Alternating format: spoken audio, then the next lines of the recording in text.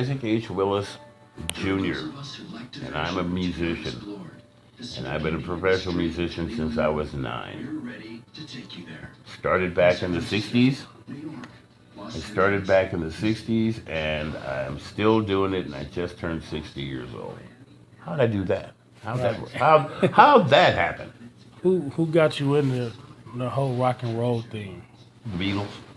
The Beatles. So you heard the Beatles, and then you said, "That's what I want to do." Yeah, I told my parents that's what I want to do, man. I told my mom and dad I want to do that. But my mom and dad, they were singers, and my mom was a jazz singer, so I saw her sing and perform and stuff, and I wanted to do that since I was a kid. So somebody's got to do it, man. We throw legend around a lot.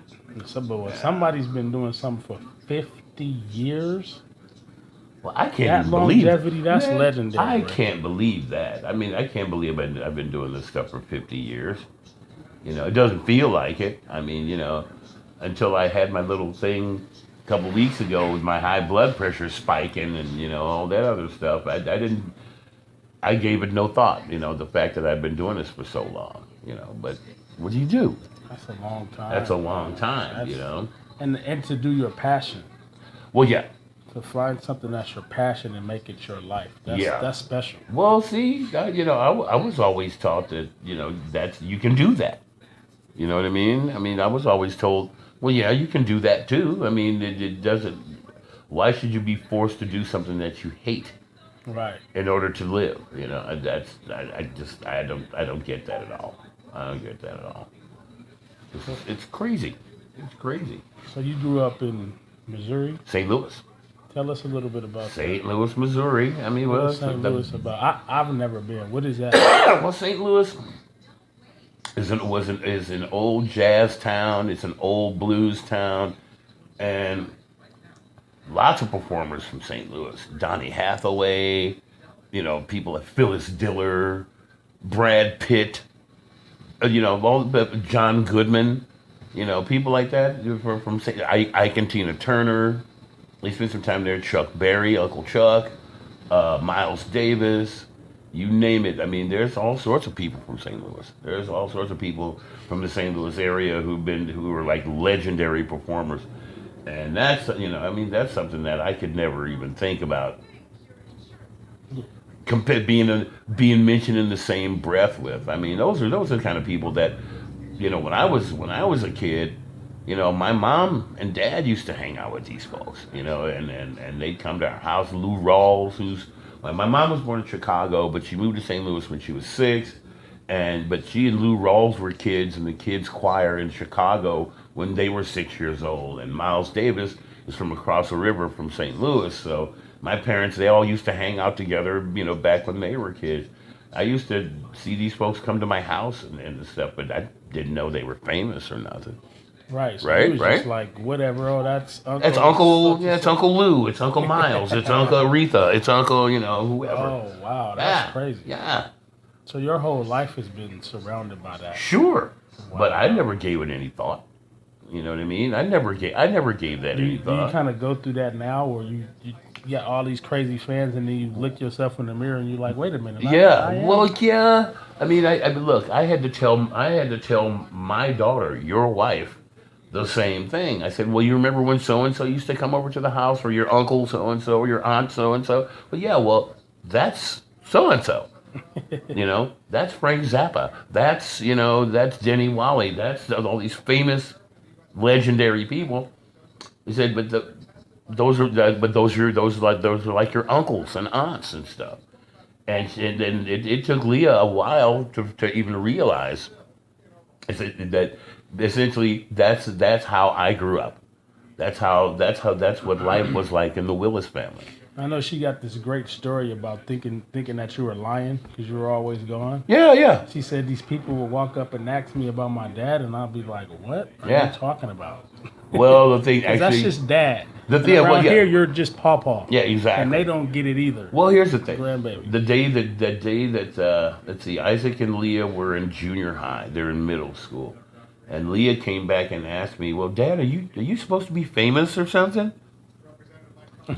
That's when I had to explain to my children what I do for a living, because they were too young before. I mean, up until the time they got into middle school, then I could explain it to them, and they'd get it simply because their friends, the guys that they grew up with, even to this day, who they're best friends with and stuff, their parents have the albums that I recorded with Frank Zappa and other people in their record collections at home, and they would see pictures of me with Uncle Frank and all these other people at their best friends on their best friends' parents' record players and on their mantelpieces and stuff. Wait like a minute, that's my dad. Yeah, that's my dad. And then they'd go crazy. Ike Willis is your dad? Oh my God! It's like, well, yeah, but what are you talking about? Because my kids they had no clue.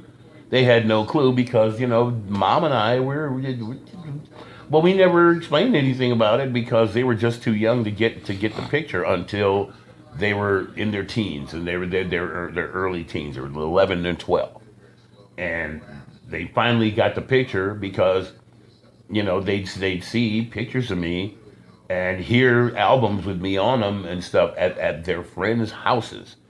So yeah, but they finally put it together. It's like, oh, so that's what you do when you go to work. Or when you're, so you're gone for like 3 weeks or a month or something like that, or 6 weeks. That's what you're doing. I said, yeah, that's where all these Nintendos and new fridges and cars and furniture and all this other stuff. That's where that comes from. Yeah. Remember your first Nintendo? Yeah, well, that's where that came from.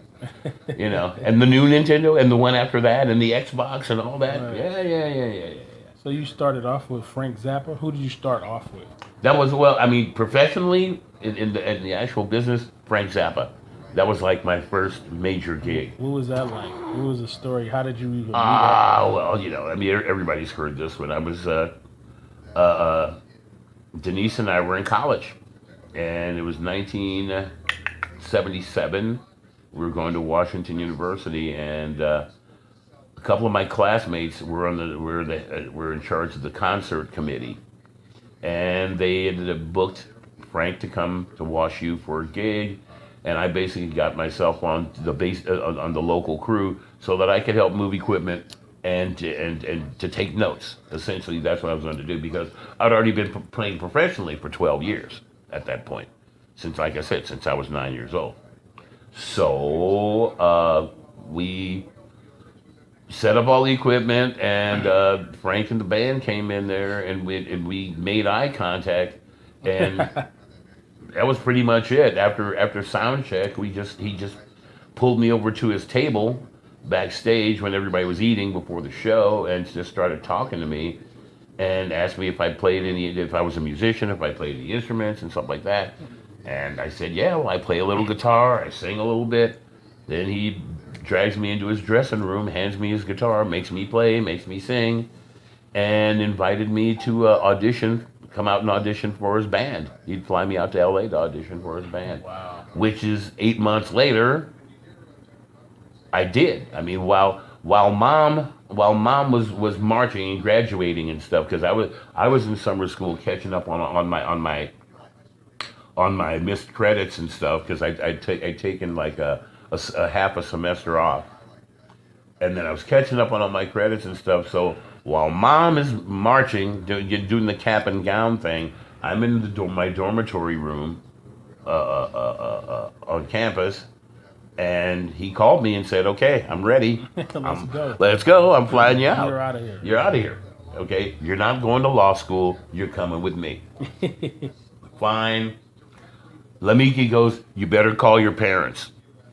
So I called my mom and dad and said, "Well, remember that Frank guy that that I told you about 8 months ago?" She said, "Yeah." Well, I said, "Well, he's flying me out to LA next week to audition for his band." So that was it. And my mom, who was the professional in our family, she was the professional singer, and she toured and did all that stuff. She totally understood. She totally understood, but she still went, "My baby," and then of course, Right. I'm serious. I mean, that's That was the first thing she said, but then we all laughed. We all broke out and laughed about it. Me and her and Big Ike, we're just, it's that's that. So that's how that happened.